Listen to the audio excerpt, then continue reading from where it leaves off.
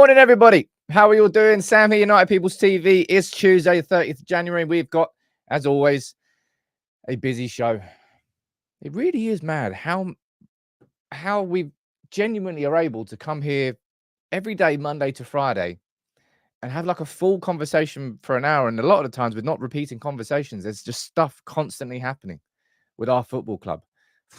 We're going to run through the statement from Manchester United around Marcus Rashford. Confirmation that he has been disciplined, that he's taken responsibility, and also that he's going to be available against Wolves. And I want to know, well, what everybody thinks as a community. Do you think it's the right decision? What do you think about the punishment? We're going to run through the wider reaction from the Telegraph and Daily Mail, what's being said and reported. We're going to speak about Pellistri going to Granada on loan. David Ornstein is saying that he's flying out to Spain today to get that completed. And then there's quite a few other little stories that we'll cover, as always. Now, good morning to everybody who's here from the member gang.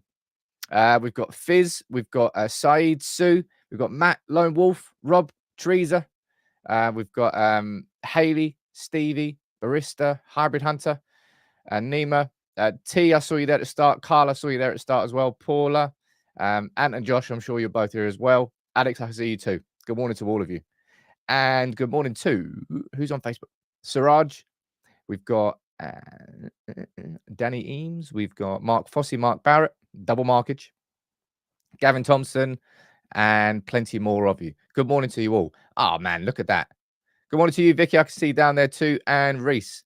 May William, you dude. Gifting 10 memberships straight away. Maybe that's a good omen for the camera not freezing. I shouldn't have really said anything. I've tempted fate now. But we should have another option here today. And we do have another day booked in on the software today. So, fingers crossed by Friday. That is my plan. I'm aiming towards it. I want to launch the new software on Friday. I hope I can make it happen. I'm really working towards it. Thank you very much, William. All 10 of you join the Discord. You can join in there. Trust me, when this new software launches, there's going to be so much more interaction on Discord. And so much more involvement in these live shows with the member channel on Discord. So 10 of you have just gained access to that. Only for a month, though. It's a nice little welcome in. The software is longer than the takeover was. Yeah, you're telling me. Right. Let's jump into the story and let's jump into the news. I don't know whether I expected there to be... I suppose they kind of had to like nip it in the bud, right? I didn't expect there to be a statement so soon, so quick, and for it to be as decisive as it was. Marcus Rashford arrived at Carrington on Monday morning with his brother and agent Dane, and they met with, if I'm correct, they met with Erik ten Hag, they met with John Murtough, and it was to find out the facts from Rashford's side as to his version of the story. And Manchester United released a statement last night, which read as the following. Marcus has taken responsibility for his actions. This has been dealt with as an internal disciplinary matter, which is now closed. He's back in training and will be available for selection on Thursday. Now, people have been trying to compare this situation to Sancho immediately. Sancho did this and then he was ostracized from the team for 3 months. It's double standards from Erik ten Hag. Like, you're literally comparing apples and oranges. Jadon Sancho went on Twitter to call his manager a liar in public and completely undermine what his manager said about an hour and a half before. That's not a disciplinary matter. Marcus Rashford going out the night before a game and then missing the night before training and then missing training because he was ill. That is a disciplinary matter. And another thing that people said, standards have completely fallen at this club. Like, do you have any idea what Fergie had to deal with? Did anybody remember the story when I think Lee Sharp and Ryan Giggs were at a house party and Fergie came knocking And I think Lee Sharp jumped out the window and Ryan Giggs hid in the wardrobe. Something like that. And then Fergie found him. It is a disciplinary matter. It is an absolute.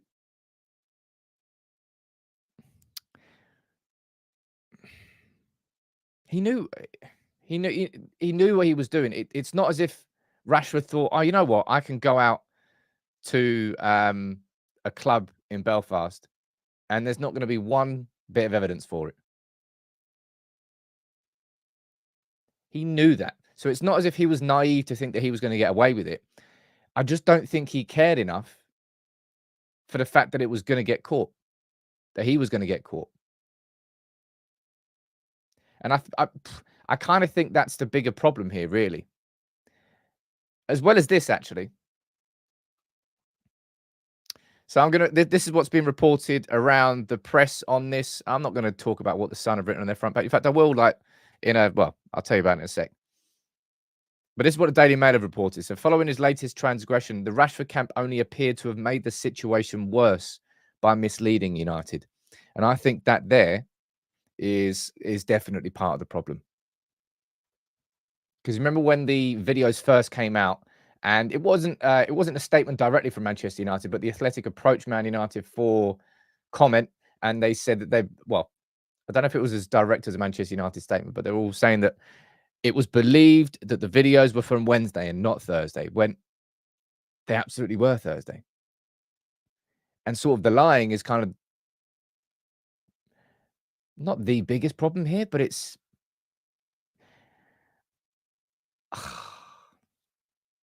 I'm so disappointed he did it, man. I think that's probably the best word to sum it up.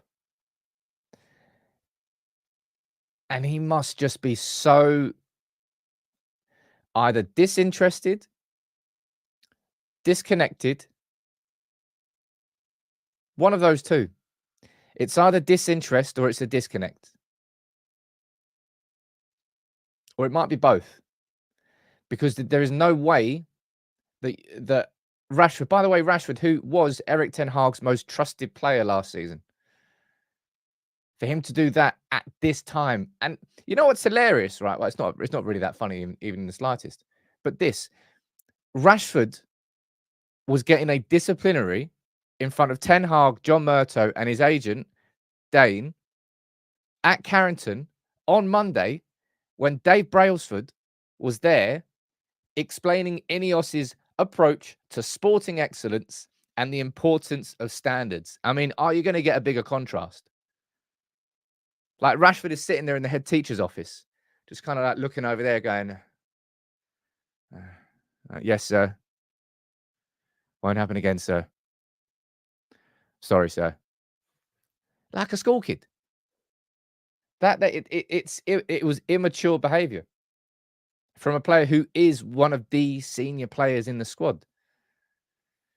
Now, in terms of the punishment itself, I'm surprised it's as lenient as it is.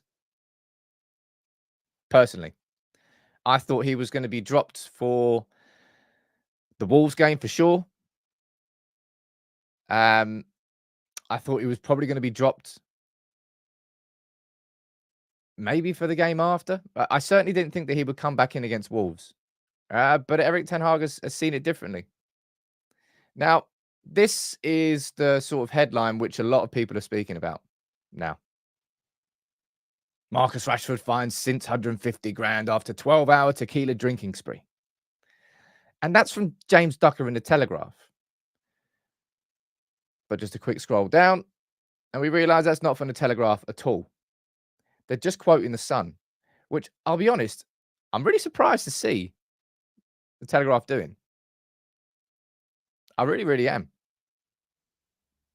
That's the only there's a full spread in The Sun from, I think, a waitress who was involved in partying with Rashford all day, and it's not verified anywhere else. And to I don't know, I'm surprised to see that they've done that. By the way, ladies and gents, I apologize about this. The problem is definitely the software that I'm using now. I did my troubleshooting yesterday, turned everything off, unplugged everything, and all of your comments aren't. I can see there's not been a comment coming through for 3 minutes, which I know is completely wrong. So it's just for some reason it's a perfect time for us to move to a better software because this just for some reason is not capable of doing what I want it to do now. At some point, all your comments are going to start flying back in, but right now I can't see any of your comments. So I'm sorry about that. I'm sure it will reset itself in a second. But this little comment here from James Ducker, of course, Ten Hag is worried about Rashford's behaviour because I'll rewind to the game against Newcastle. You remember that? Maybe you just you put it to the back of your mind because you don't really want to remember it. We went to St James's Park. I think that was that after an international break? That was after a break of sorts. I think it was. And we went there. Martial started, Rashford started, and it was a proper horror show. Livramento absolutely tore Wan-Bissaka a new one because Rashford didn't track back at any point in the game, and it was like shoulders down. It was like no running off the ball, no pressing, no anything, no enthusiasm to play football whatsoever. And it was a car crash of a performance from Man United. One of the worst that I think we've seen under Erik ten Hag, and Rashford was a big contributor to that.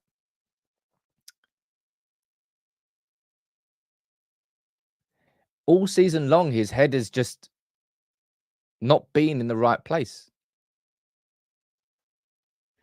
And I don't think that can be solely attributed to Jadon Sancho.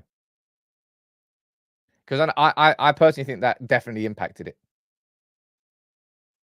That's definitely impacted Marcus Rashford by that, I mean. But I don't think it's the sole contributor. It feels like I don't really know what's going on. From the outside looking in, it kind of seems like he's just not enjoying being a Manchester United player right now. From the outside looking in, it just seems like his mind is half elsewhere. That's what it looks like. And of course, you can make your own sort of speculations, which I suppose that is.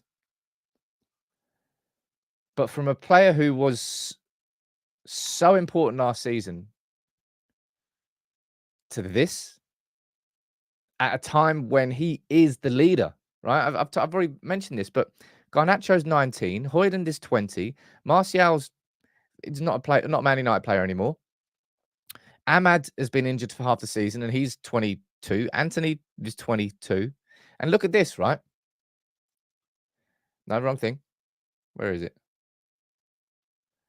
Let me pull this up. I can't remember where I put it now. This. The comments are still not coming through. It's really, really annoying me, man. The perfect time to move to the new software. Just, my God, can this new software just hurry up and get finished? The amount of hours I'm putting into it is ridiculous. Better be good, though, at the end of it.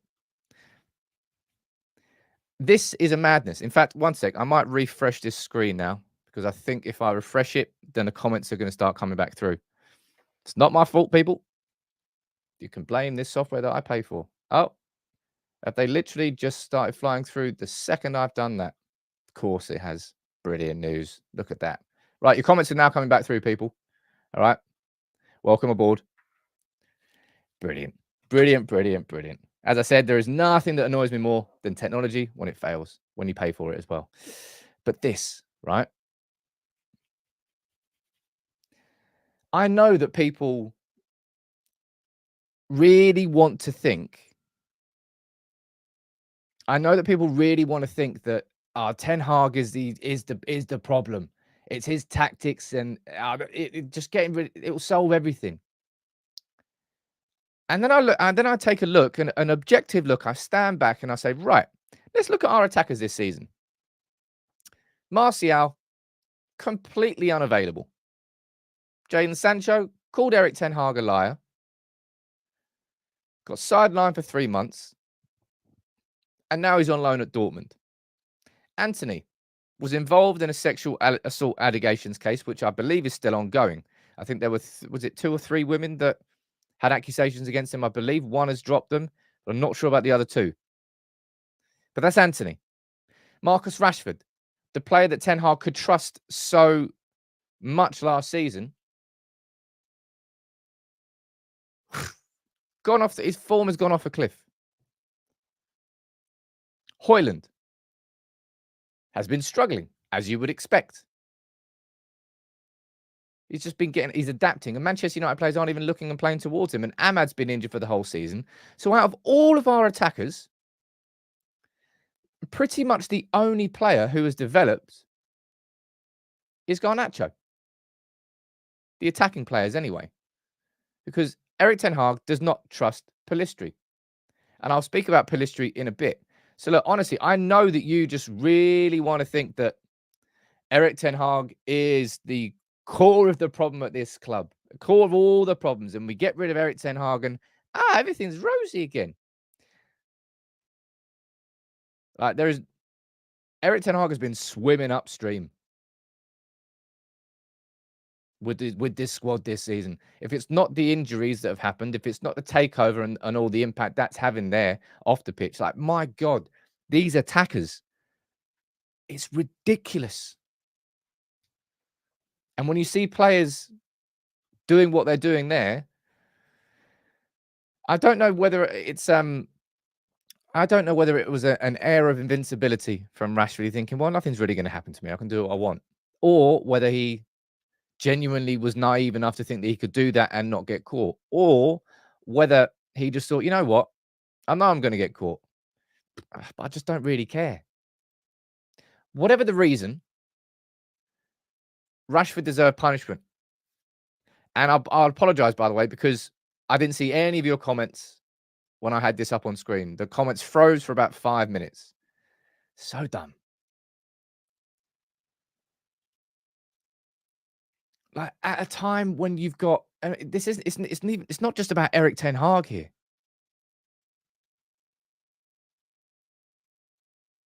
Like, you've literally got new owners who are doing an audit of your job. They are looking at you as a player. Rashford will never, ever in his life get a contract of that size again.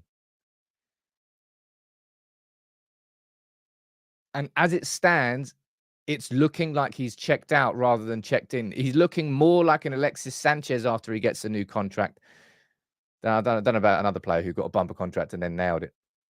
But Mo Salah, for example, at Liverpool, so much conversation about, wasn't it about 12 months, 12, 18 months? Will he sign a contract? Won't he sign a new contract? He signed a new contract and he just kept delivering. He kept delivering. And this is what Brailsford and Ineos have got to. That's what they're doing, an audit of every single person, player, member of staff, all of their jobs. Another, we already spoke about this last week, but Robin Sadler, who's the head physio at the club, he's leaving. Gary O'Driscoll's been doing, you've got Dave Brailsford, who's doing the audit of the whole of Manchester United.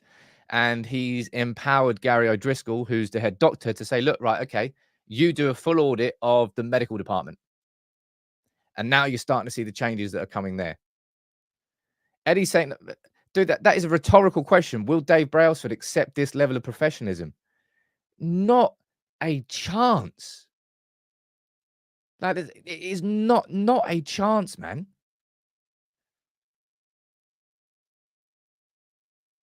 I would be very surprised if Marcus Rashford and PSG isn't one of the biggest stories this summer. And I'm not saying this in reaction to this. I was saying this. I've been saying this for a few weeks now. I just can't believe he's done it. And also, as personally, I'm surprised that the punishment isn't more severe. Nobody knows what the conversation was behind the scenes. He obviously missed the game. I think the reports suggested that he made himself available for Newport, but he was told, no, you stay at home. Alex is saying, sure, it will depend on Mbappe, mate. And of course it will. Mbappe's going around Madrid. Like, it's a banker. Surely. Why on earth would Mbappe? Well, I suppose I could. There's millions and millions and millions of reasons why Mbappe would sign a new contract at PSG, but he did that before.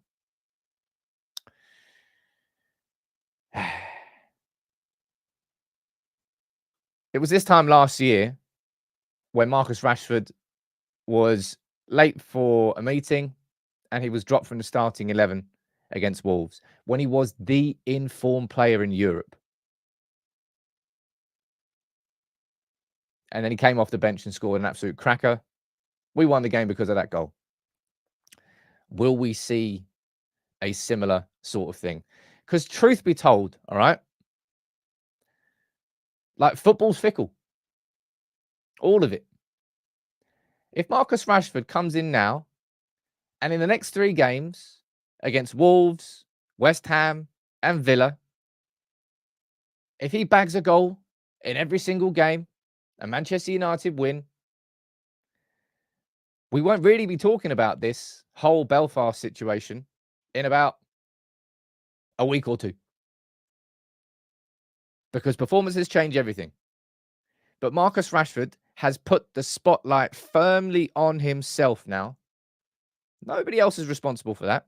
Firmly on himself to deliver against Wolves, against West Ham, and against Villa. I mean, he has to deliver anyway because of the contract he's on and the responsibilities that come with that. But he's taken away any sort of any fans that would have stood in his corner. They're going to step back now. I'm not saying that Rashford has lost the support of all United fans, but just those fans who would still defend Rashford and stick up for him.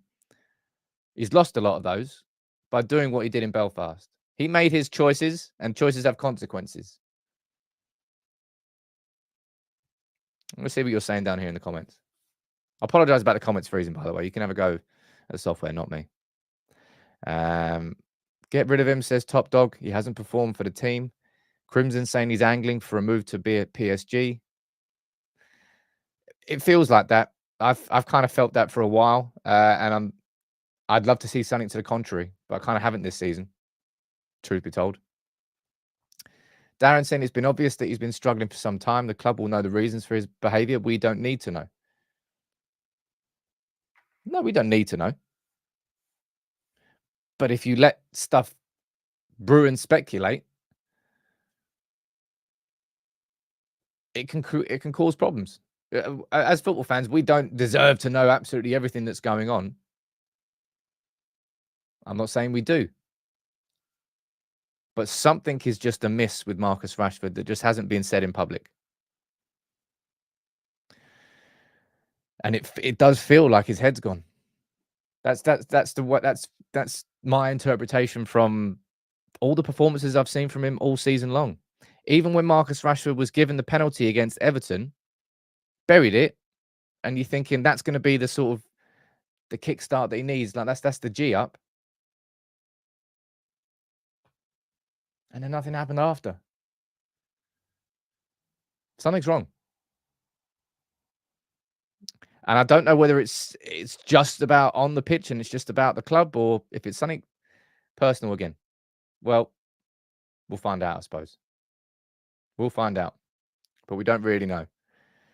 But Marcus Rashford, it's up to you, lad, now. As I said, people won't forget what happened here. But if it is followed by a massively resurgent Marcus Rashford, then it will just become part of the story of the season. Whereas if what follows, that's what I mean, he's put intense pressure and scrutiny on himself now. He's not helped himself in any way, shape, or form. And as I said, I'll finish on this one forward. We're going to move on to the conversation about Pellistri now. But Garnacho is the only only attacker in our squad this season that you can really say is developed. Højlund is, in my opinion, being underserved and has been all season long because we've got wingers who aren't. We've got wingers who are not playing for themselves, but they are backing themselves to be the goal scorer. Whereas we've got a goal scorer right in the middle of the box. Bloody give him the ball. He's always in the right position. Every single time he's in the right position. It's going to get to the point where Rasmus Højlund starts resenting making those runs. Right? I'll pull this up here from Rio Ferdinand. We keep saying it, but put the ball in the damn box. Put it in the box. I mean, how hard is it? I don't really know. I mean, clearly it's quite hard because United just aren't doing it. And as I said, but that's I think a reason why Garnacho on the right-hand side makes more sense. But then Rashford on the left-hand side, it doesn't really cross on his left. Doesn't really cross, but certainly not on his left. Because Rashford last season was our main man. We got 30 goals from him from the left wing. It's like we're still stuck between natural instincts in attack. Yeah, DP, I think you're right. I think Højlund is starting to look annoyed. He's like, fucking hell, like, how many times have I got to make the run? Just give me the ball. And then saying that, he's not, what was it, against Wigan when Garnacho had that perfect cross and Højlund, you think, he's going to go in. He's headed it over the bar. But you cannot expect any striker to score 100% of the chances that he get. And if you don't give Højlund enough, there's going to be extra scrutiny on the chances that he does miss. Yeah, John, I do think that the wingers are greedy. I do think the wingers are not looking up. It's like heads up game. It's like you're building patterns. But saying that, the first 2 goals against Newport County were perfect patterns. And it wasn't about being greedy. It was about wingers beating their man, creating the overloads, running to the byline, cutting it back with a ball along the ground. Bruno's right there. Mainu's right there. That wasn't greedy. But as soon as it went to 2-0, those patterns sort of went out the window.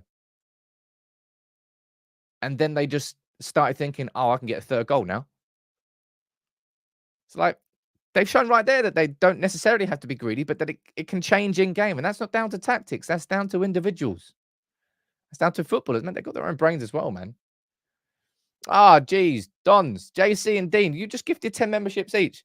Can I go out and buy a camera now that doesn't freeze? Well, that hasn't actually frozen yet. Touch wood. See if I fixed it. Double gongage. Soon to be retired. Or is it? Question mark, question mark. You might find out on Friday, but you might not find out on Friday. Let's see how today goes. I should know more by the end of today. But in terms of the attackers, right, all season long, our attackers have been misfiring. And so many people labeled Pellistri as the answer to our problems on the right wing. And if I remember correctly, it was Bayern Munich away, and whoever we played the game after. Let me do some research actually now. Let me quickly check this. I'm pretty sure that Pellistri started 2 games in a row for United, and I think it was Bayern away with the first one. Let's see if I'm right. Let's get this up. So it was Bayern away, if I remember correctly. Pellistri, he started that game. And then I think he started the game after, which was Burnley. Let's see if I'm right. Ah, balls. I was wrong.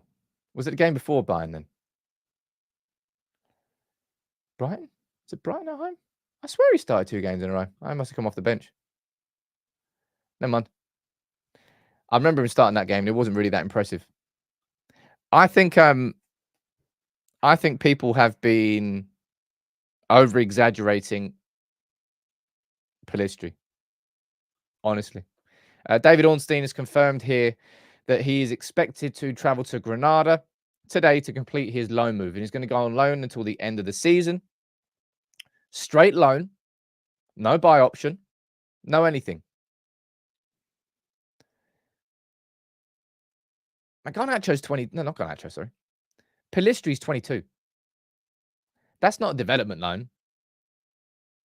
That's well, you're not happy here. I can't play you. We can't find anybody to sell you to just yet. So just go over there so we can just push the conversation 6 months down the line. Pellistri will be sold in the summer.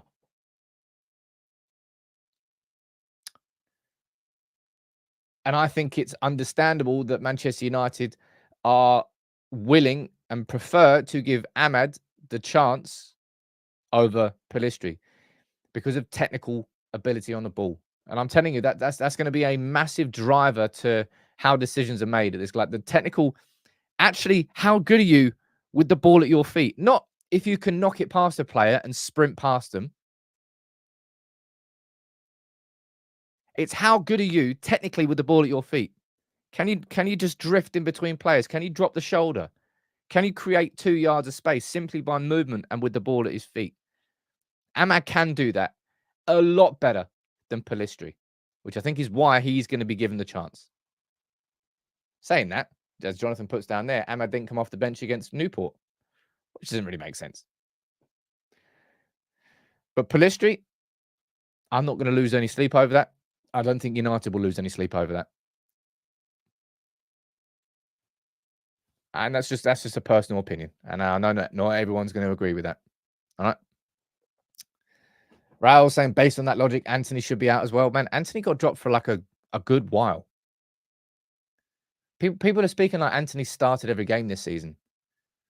Antony, I can't remember when it was, but there was like 3 games in a row, I think he was dropped. And he'd come back in like he was frustratingly average against Newport and managed to get a goal and an assist. Antony's got to start delivering. Like that's a good time to bring this up, actually. Because his agent's been speaking about, I think he's being linked to, I don't know. I haven't really seen them, if I'm honest. I haven't really seen anybody being linked with a move for Antony. I don't think anybody would at this moment in time. Not unless they're trying to get a real cut price deal, and then Man United are not going to accept that anyway. Antony owes Manchester United. Whether or not that actually drives him to deliver is, let's be honest, it remains to be seen. But Antony owes Manchester United. And I think there was a statement that went out on Manchester United's website. Let me pull that one up, actually. Because the question is whether this is just empty words, of course, which Man United players are very, very good at, let's be honest. This is what Antony said.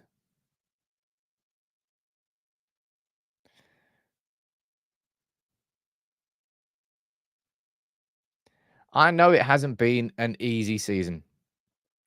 We didn't get the results we wanted as a team, but we never stopped working and focusing on what we needed to be done to improve.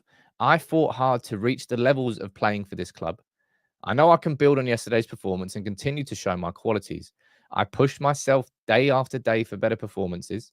I'll continue to completely close myself off to improve and play the football that Manchester United hired me to do. And it's that sentence there for me. Right? Like you're damn right. You are damn right. He was hired to be a top level Premier League winner. Not Premier League winner, but a top level Premier League winger. And he started off with 3 goals in 3 games. Remember that goal against Arsenal? Someone knows who the other 2 were. Scored that banger against City that meant absolutely nothing. But with everything that has happened this season, he owes Manchester United. Whether or not he delivers on that, it remains to be seen. It's nothing but words right there. Prove it. I don't know how you don't rip Newport to shreds, let's be honest. They feel like empty words to me. And I'll be happy to be proven wrong about Antony now. I really, really would. I mean, that celebration was a bit like self-awareness, lad. Don't know. Junior saying teams have figured it out. Well, it wasn't very hard to figure Antony out, was it? And again, when it can't, jeez. I actually didn't mention this yesterday.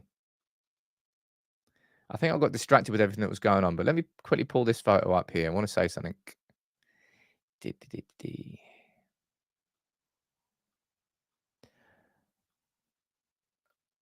This was released on the channel, I believe, on Saturday. And of all the deep dives we've done so far, I think this was probably the one I was proudest of most. Big up to Miles. I think the edit that Miles did on that was fantastic. And a sort of a real indicator, I hope, of what's to come on United People's TV. Because trust me, it's going to get better. This is just the starting point. But situations like Antony wouldn't have happened if Paul Mitchell was our head of recruitment.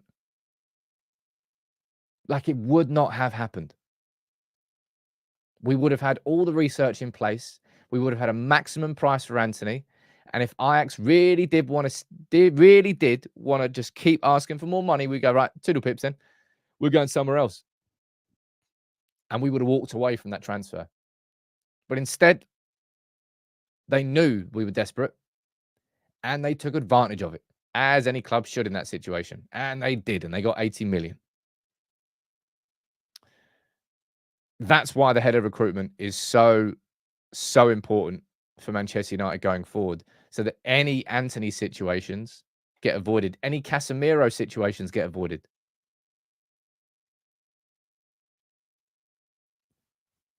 I love what Casemiro did last season, but if anybody's going to try and tell me that he was a right alternative to Frankie de Jong, you're off your chops. It was such a pivot away from de Jong. A good midfielder, but a midfielder who lasted for a season. And now, one season later, we're talking about selling him. That's not forward planning. That's short-term stopgap. A short-term stopgap can be a season in length. So that's what that video was there for. Sort of a background of Mitchell's career, what he's got right, how he's developed. Yeah, you'll learn. By the end of that video, you should learn and know a lot more about Paul Mitchell than before you watched it. Big up to you, Steve. Thank you very much, dude. Gifting 5 memberships. Oh, hello, Rao. I accidentally pulled that comment up on screen. But yeah, I hope you're all enjoying them. And this is what I'm trying to do to make United People's TV really stand out from the crowd. I think the content that we're going to be doing as a community this year is going to we're going to reach a level that I think other channels are going to have to react to. And I mean that in a positive way, because what that should mean overall is that the quality of content for United fans goes up. It's not just about quantity. Another live show, another live show, another live show. I'm busy. No, another live show over there. Just more live shows.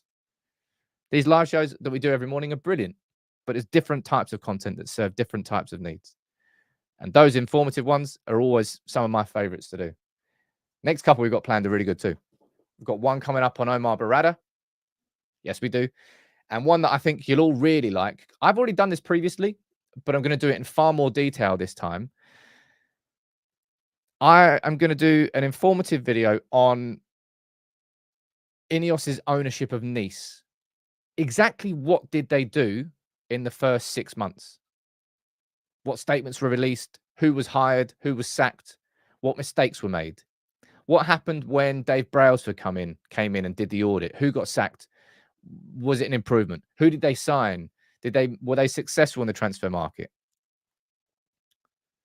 That's what that video is going to be, because we'll learn from that all the mistakes and the successes that they had at Nice that they'll probably be taking into Manchester United.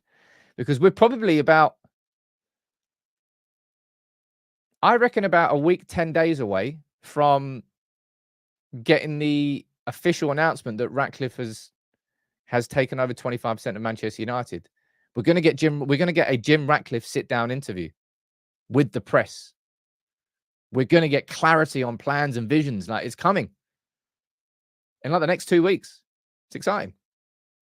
Saw this yesterday, bit random. I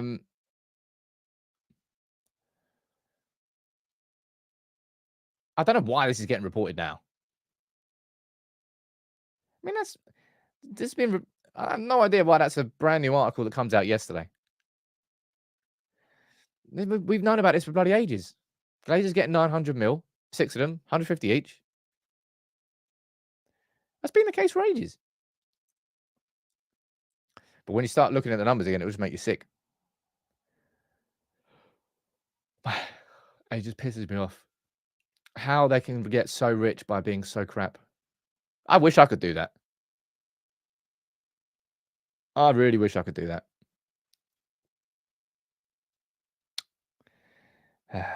Deary, deary me. Garlic bread man. 4th of the Feb is the date of ratification as per the Muppeteers. Fair play to, is it James? I think it's James. Fair play to him. That dude gets information. It gets a lot of solid information. Kind of has been for a fair few months. So yeah, fair play to him for that. So maybe the 4th of Feb. We'll find out.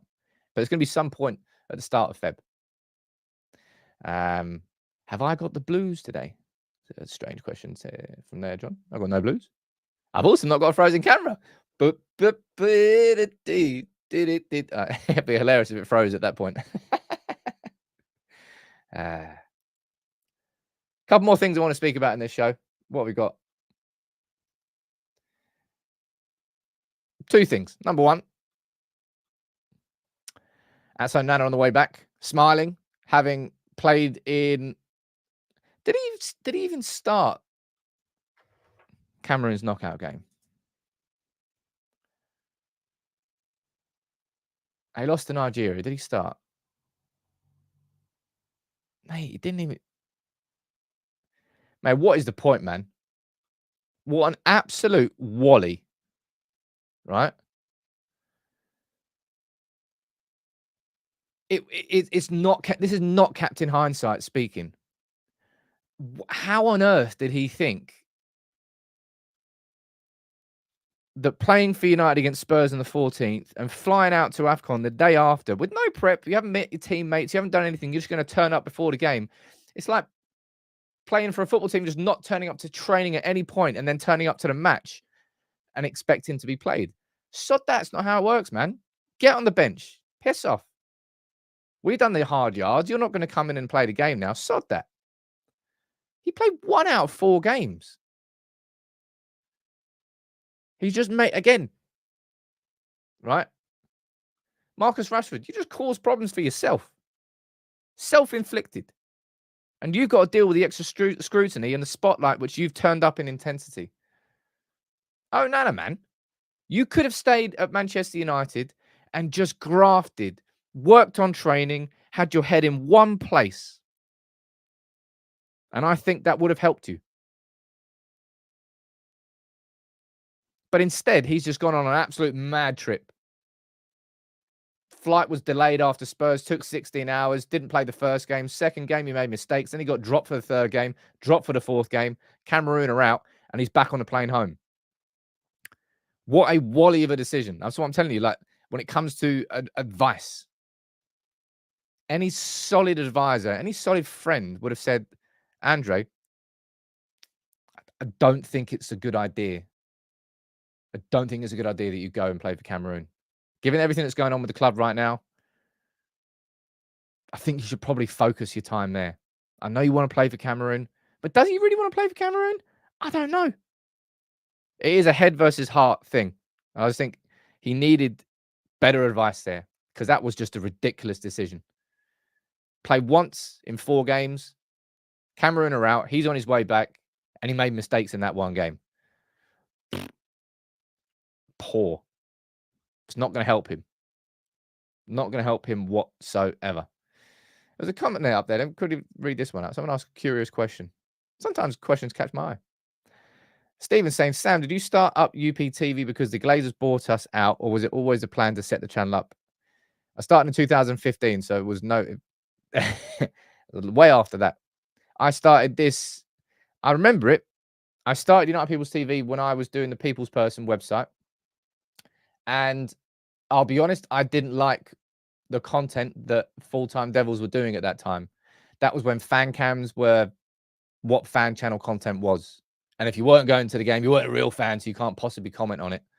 And I tried to take a slightly different approach. I kind of followed the patterns and trends at that time because that's how fan channel content went. You know what? Probably the best thing that happened for fan channel content, weirdly enough, was lockdown.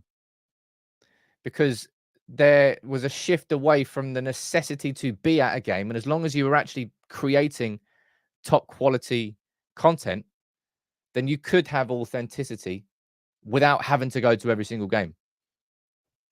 And that sort of that helped me, certainly gain some authenticity. I'm a United fan. I've been a United fan my whole life. I've had a season ticket since Moyes. I hardly get to go to games anymore. When I do, I enjoy it. But I like to try and bring something different. I think every channel's got their own flavor. Not everybody likes every channel. It's just it is what it is. We're all like, I've never done any collabs with anybody. I don't care about collabs. I was saying that I've got a great collab coming up. Which is very different because I spoke about this yesterday with Daf from Academy Arena, 5-part series that's going to be starting on the under-18s. I think we're going to start with Amir Ibrahimov. So much has been said about him. We're going to probably do one on Shea Lacey, probably do one on maybe Harry Amass, probably do one on Jack and Tyler Fletcher. It's going to be some, I would say, genuinely, some real high-quality content that actually offers you some real insight into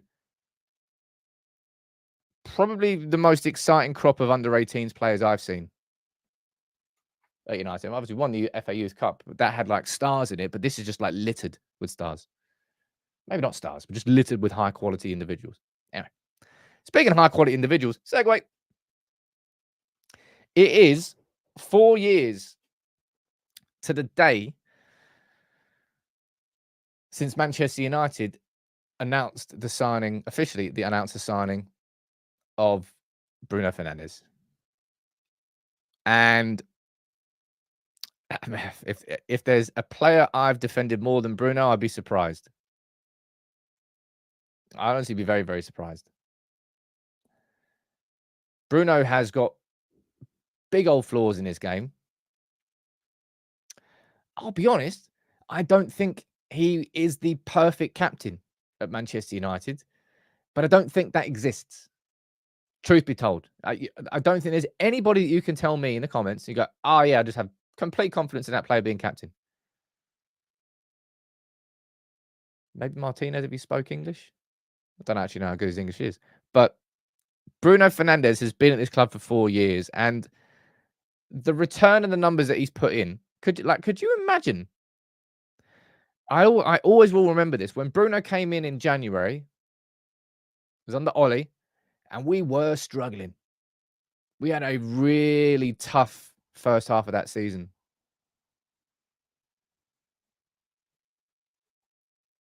And then Bruno came in.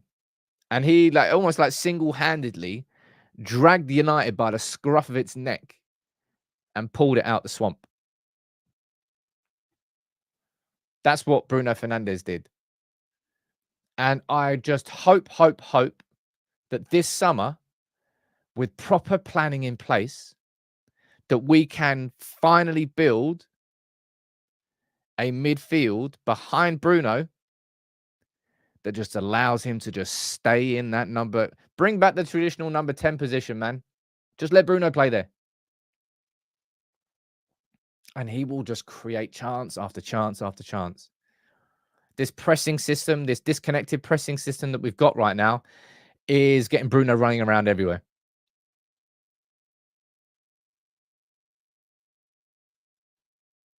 It's annoying, really. I love Bruno.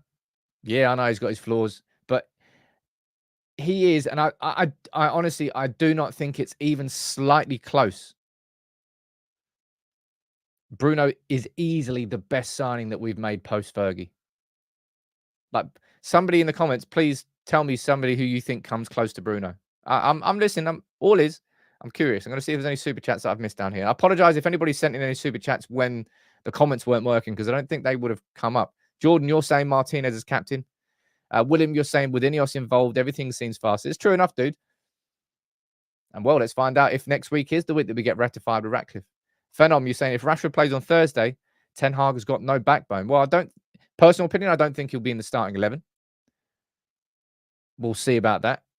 But when it comes to Ten Hag having no backbone, I mean, you know that's a lie. You know full well that's a lie.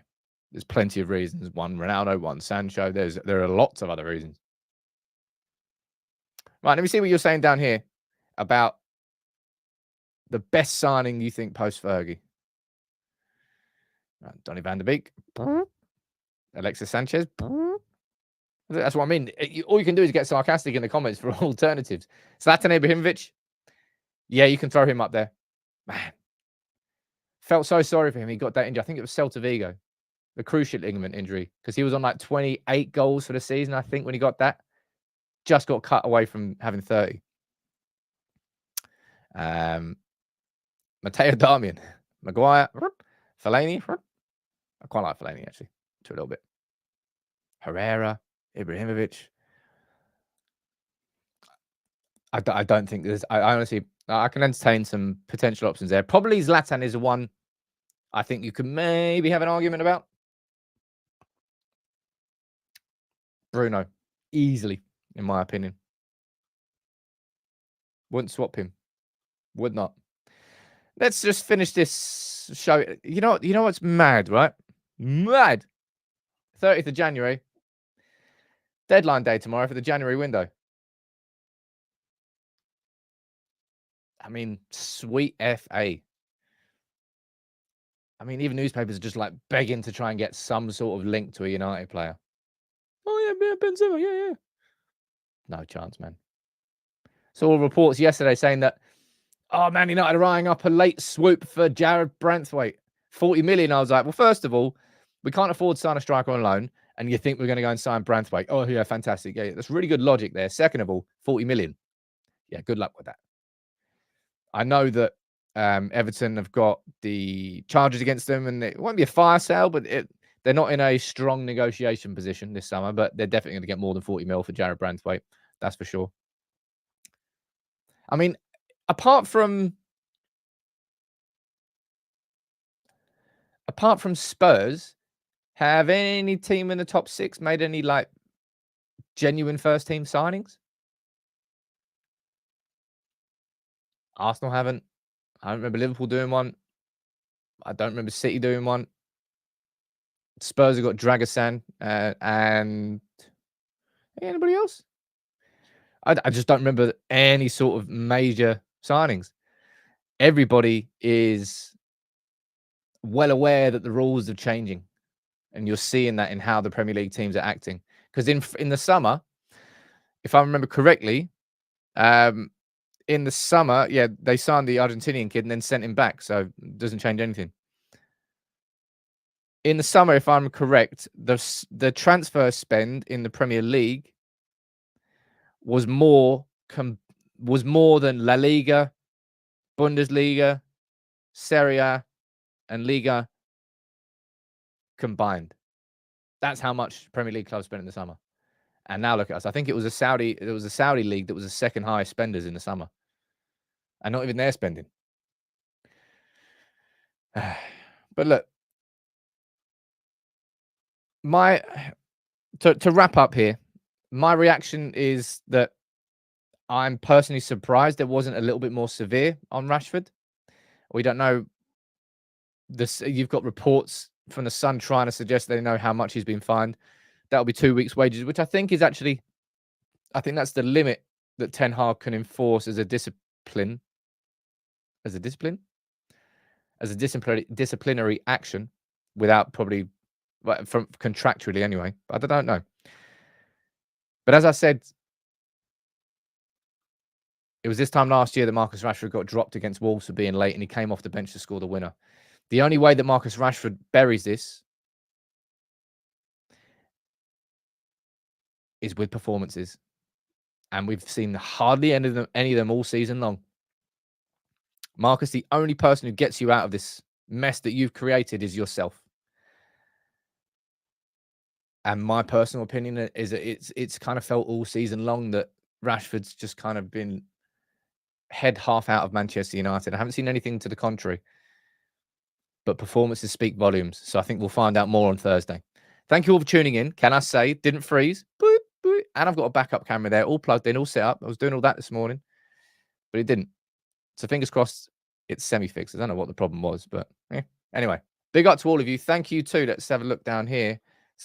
We've got William, JC, Dean. Oh, I'm Batman. Sorry, dude. I missed it. You gifted a membership as well. Thank you very much. And Steve, you gifted some memberships too. Lots of you that can all join in the Discord. Trust me, you want to be in there, especially if you've got the membership now into the members channel, because come Friday, there's going to be new parts of the live show, which you can only get if you're in the members chat. Big up to all of you, and I'll see you tomorrow morning. And also, I'll see you at lunchtime today with lunchtime video, as always.